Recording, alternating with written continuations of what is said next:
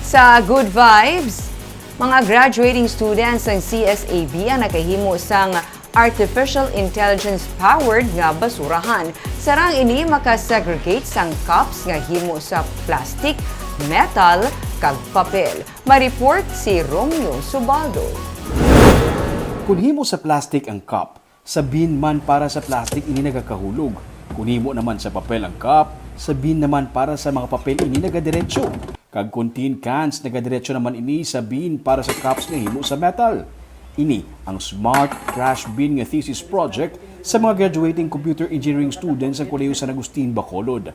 Sanday Eldridge Ken Espiritu nga amo ang system developer, si Kessler John Banasik nga amo naman ang in-charge sa hardware configuration, kag si Mary Eden Ordanel nga amo ang in-charge sa documentation. Mga anong kabulan antes natapos ang ilang team ang ilang proyekto. Artificial Intelligence o AI ang nag-identify sa ginahulog nga basura pinaagi sa camera. May 24,000 ka mga images nga gin-feed sa microcomputer para ma-identify sini ang klase sang basura. Like for example, sa plastic, naghatag kami pila ka pictures, nagko kami pictures gid sa plastic mismo sa ginisa-isa ginamon.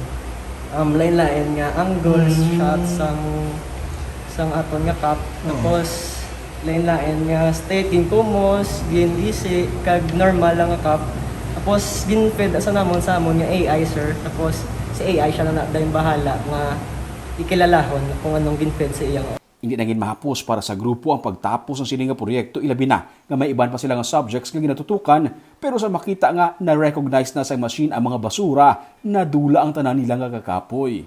Doon nakaginhawa bala tadlong sir pagkakita na ga-process siya tadlong, gina-predict niya na tadlong. Doon nakaginhawa na kami Mayo. Was there an instance nga hindi pa insakto yung pag-predict? May ara nung sa mga testing namon. Harap pa. So medyo kaka-pressure na kami to dahil medyo lapit ng defense to. Pero Mayo siya nung mismong mga pila ka days na tadlong na siya namon. Kag para maengganyo ang tawo maghulog diri sa ilang basura, may corresponding man nga amount sang kwarta nga ginahatag sa kada mahaboy diri nga basura. Sarang man sang machine ma-recognize kung puno na ang mga bin.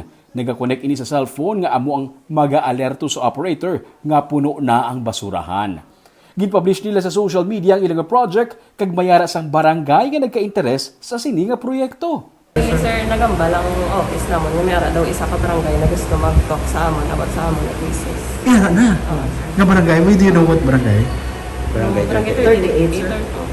Barangay Captain. Para sa team, bilang mga estudyante, ini ang ilang kontribusyon sa sosyudad sa nagalala nga problema sa global warming. Mas mayo nga aware kita pa sa aton nga environment kag hatag itap care bisan student ng Tablao mahatag taman naton contribution para sa community kay syempre morning rising ang mga issues subong tungod sa global warming, ulan, flooding, landslide. Bukas man ang grupo makigbulig sa syudad kung kinahanglan ng ilang bulig kuluyag ini-adopt sa syudad ang iniklase nga proyekto. Sila ang last nga batch sa computer engineering students ng CSAB kay i-dissolve na ang kurso. Nalipay man sila, kami nabilin sila nga legasiya.